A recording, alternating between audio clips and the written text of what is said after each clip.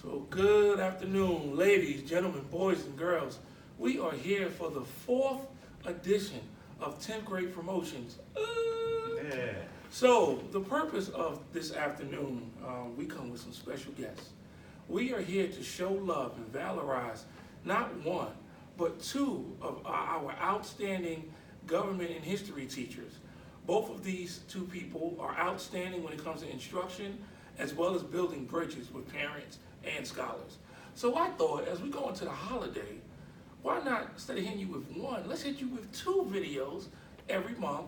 And we're going to start with these two staff members that are from Prince George's County that work at Potomac High School, and both of them have done outstanding work within the classroom. So ladies and gentlemen, boys and girls, it was my esteemed pleasure that I interview and get to introduce you to Mr. Jennings and Ms. Thomas. So we just have a couple of questions we would like to ask them. You know, we are family, we've done this already.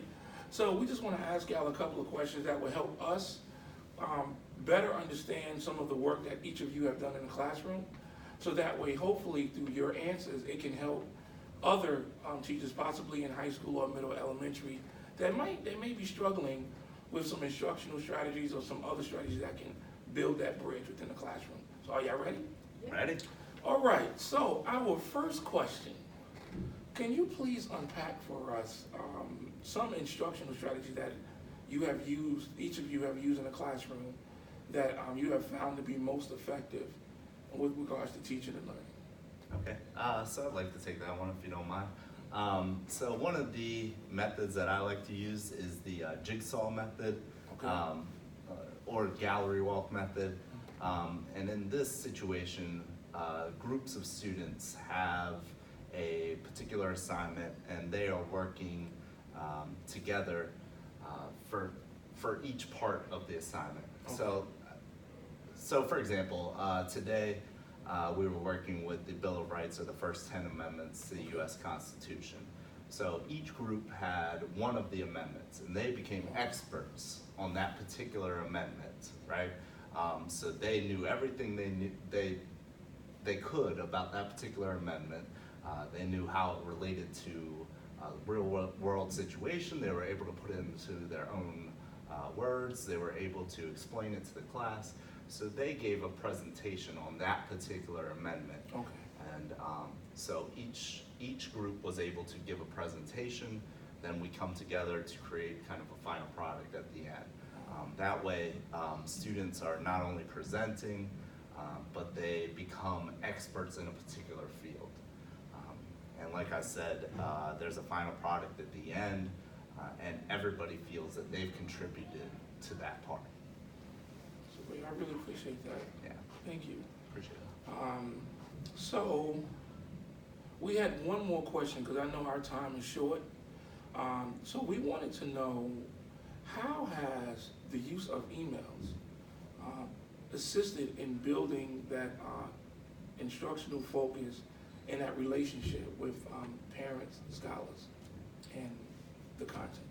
I'd like to share with that, because what I have found is that communication is very important. And that, sometimes there is the, we're calling home to report, this is bad, this is bad, this is bad. But what is most important is building a rapport with parents, and also providing a way that we can proceed as team members. Like, it takes a whole village to raise a child.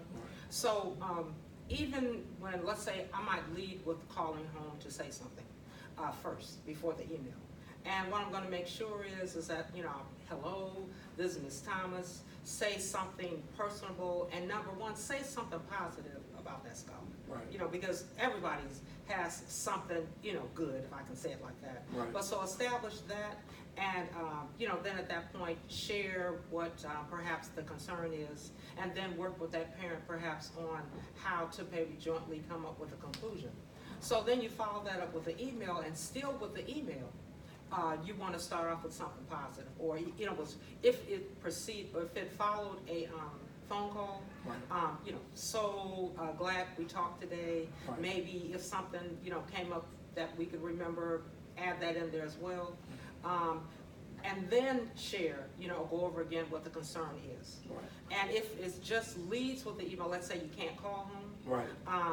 Not only, I'm, Vanessa Thomas, your child's teacher and all that, but, find something to lead with that your son or daughter has done, well, and then move on with the issue, that's involved that needs to be taken care of. Because then it makes the parent feel like not so defensive. Right. And again, like I said, we want to have a team effort because we want to feel that all throughout as we go through that we're working together. Have you been able to bring a scholar or a parent in and forge a positive relationship that possibly wasn't there before? Yes. By using the skill? Yes. Talk to them on the phone, and again, they felt kind of good. Like, let's say, even back before back to school night, I talked to my father, and so we came back to school night, and we talked about strategies and all that, but it seemed at first on the phone kind of reticent, but came in and, teaching government, the first thing I could do to put them at ease was to looking at the classroom, but then talking about the current event about government. Right. And so not only were we had formed a bond as to what we were going to do to help the child, right, but he even said, "I'm sorry I didn't bring my wife," just so we could finish talking about one of the issues of the day. Right. So then I knew that it was a winning. It was going to proceed because we're going to work together. So when his son took home a test that he had done well and signed, they get the parent signature, the father wrote on there, "Thanks, Ms. Thomas." So I indeed, when he brought it back, the score was kind of low.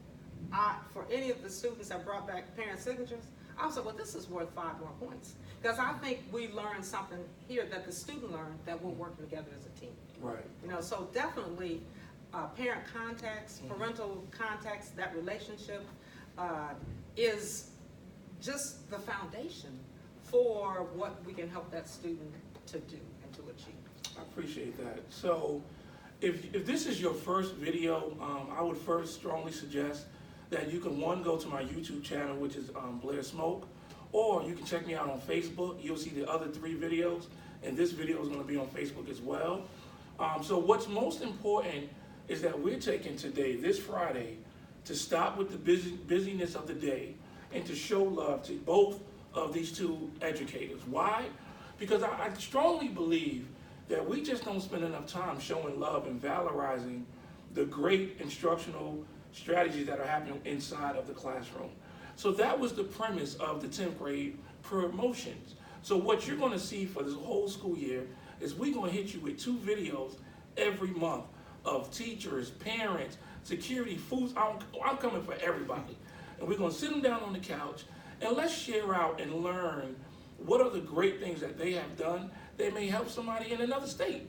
So again, we want to thank you so much for tuning into our show.